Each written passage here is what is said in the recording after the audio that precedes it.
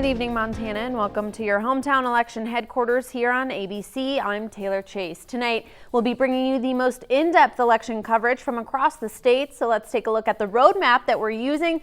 We started out in Helena, where we got a sneak peek at the Democratic headquarters and Steve Bullock's watch party. We then moved south to Bozeman and checked in with Greg Lamont to see what Greg Gianforte is up to, and even headed over to Whitefish to check in with Ryan Zinke's campaign.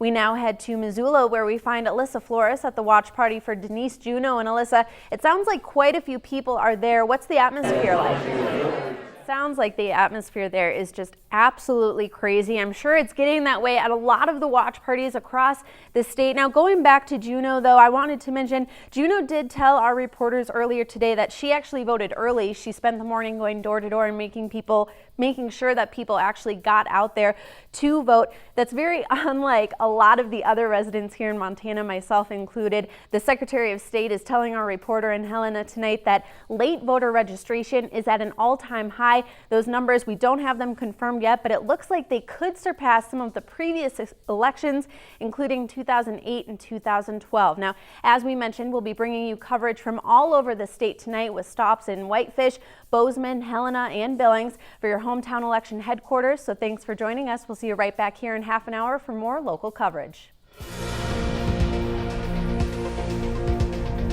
It's also been a busy day up in Whitefish, where Juneau's opponent, Congressman Ryan Zinke, is spending his election night. This morning, Congressman Zinke told us that he voted for himself and Donald Trump for president. Probably not a surprise there. Zinke says he would not have run for re-election if he did not think Americans were willing to unite in a time during which the country is divided regardless of the results tomorrow. He says Democrats and Republicans need to stay together.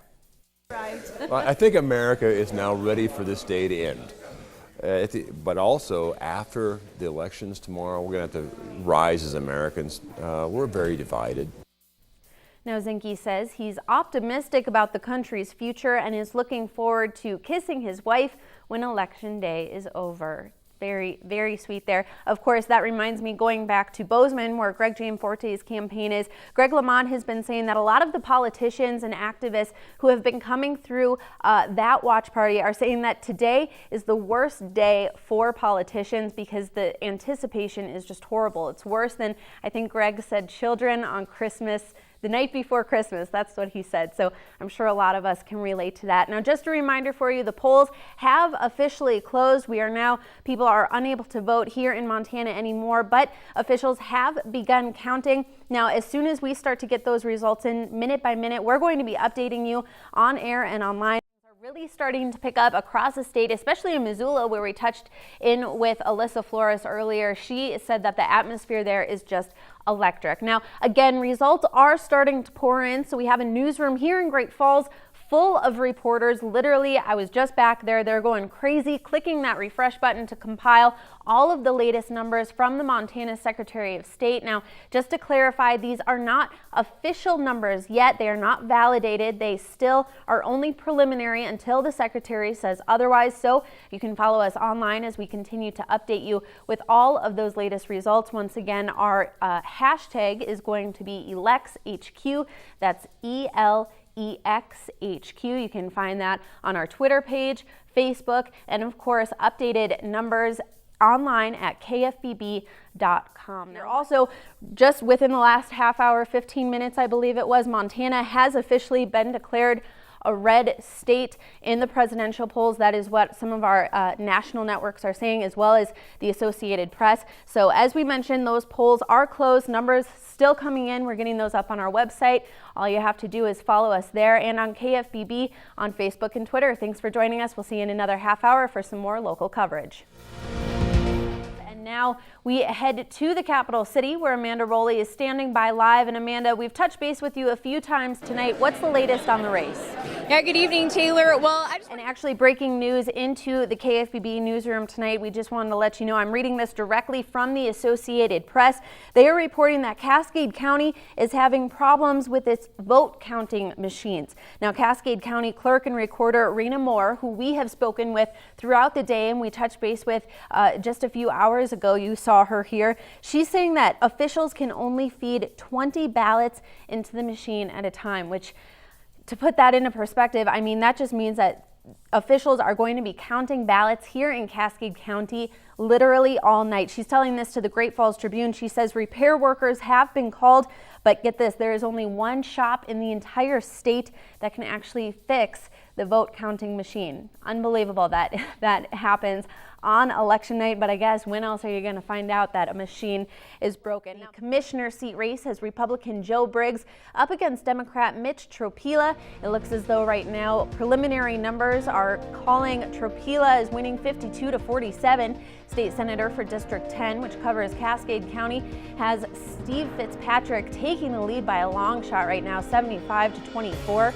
State Representative for District 19, which covers Cascade County again, we've got Wendy McCamey taking the lead 80-19% against Elaine Olson.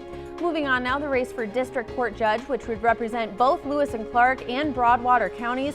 We have Diane, who is trailing behind McMahon, both nonpartisan candidates. We'll keep you updated on those numbers. It's a tight race.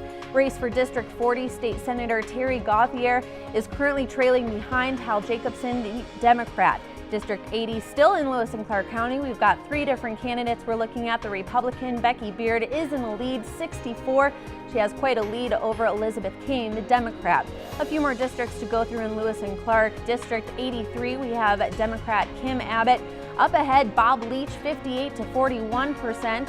Another state representative seat up for grabs has Paula Bonar and Mary Dunwell and Steve Gibson in District 84. Right now, it looks as though Mary Ann Dunwell taking the lead once again, far ahead Paula Bonar, 55-33. Moving on, Clerk of District Court Angie Sparks, Democrat, is leading Kara Thompson, the Republican, in that race. And rounding out candidates on the ballot going for County Commissioner, we have Jim McCormick beating out the Democrat in this race, 51-48%. Now, of course, there is a major bond issue coming out of Lewis and Clark County as well. This race has just been tight all night. Of course, we would like to remind folks that many precincts have fully reported yet. These are just very preliminary numbers, but right now, 50-49%. It's going to be a close one. The other annual levy for the Lewis and Clark County Detention Center, this is going to continue operating that facility for the next 15 years. It looks like most people not interested, 56-43. Moving on to Choteau County, a ballot measure seeks to protect soil and water from wild, free-roaming, or domestic bison grazing in Big Sandy. It looks as though, here we go, 56% of people are voting for prescribing that land. Another county commissioner seat up for grabs, this time in Hill County. Three candidates here include Ted Solomon as an independent, Jim Bedwell as a Democrat, and Diane McLean. Right now it looks as though, let's see here, Diane McLean, the Republican, is taking the lead for that one. All right, moving on, Jacob Bagmeyer currently against Stephanie Hess. We don't have results for that. We'll get that posted online as soon as we possibly can. 3 ballot measures will affect Hill County. Right now, we have all 3 revolving around one levy, this one raising the annual county-wide mill $3 to help operate and maintain the cemetery. No numbers on that one. Moving on to the next levy, no numbers on this one as well. This would raise the county-wide mill by an additional $2 to help support the Haverhill County Library. One last levy for you, the weed mill levy. Should this pass, it would be an additional $4 mill countywide. Once again, we will have all of those numbers updated for you online at kfbb.com as soon as we can possibly get them in. Thank you so much for staying with us throughout the evening. Tomorrow morning on Wake Up Montana, we'll have an in-depth review of the election. We'll also hear from the candidates themselves and completely break down those ballot results for you. For now, we send you back to national coverage of election 2016. And remember, we are your hometown election headquarters.